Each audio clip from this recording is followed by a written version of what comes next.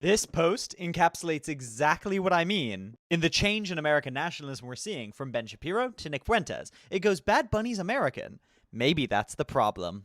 And then it highlights a bunch of black and brown people who they don't think are American because of their ideas and, subtextually, their race.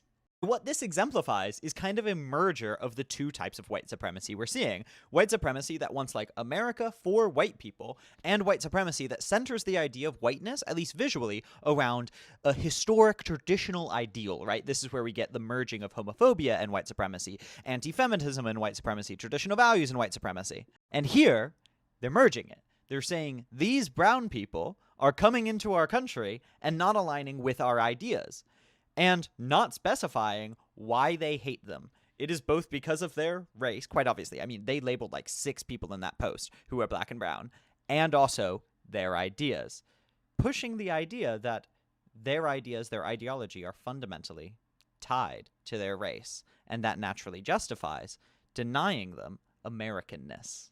And this matters because there is a difference between a white supremacist that thinks a black or brown person could become American if they just agree with traditional ideas, right? It is the Turning Point USA that worked with Candace Owens, and like a Nick Fuentes type that literally could never work with black and brown people because they think it is fundamentally tied to their race. There is a difference. I'm not saying one or the other is better. Both are despicable and horrifying, but in order to accurately model out what the right wing is going to do, how they are going to function, what they believe, it's important to be able to recognize these different models. And currently, they're merging and they're kind of working themselves out. And I think that is what we're seeing with the Ben Shapiro, Nick Fuentes split, where Ben Shapiro, very famously, as a Jewish man, cannot believe that his ethnicity or his nationality or his, like, religion determines his Americanness.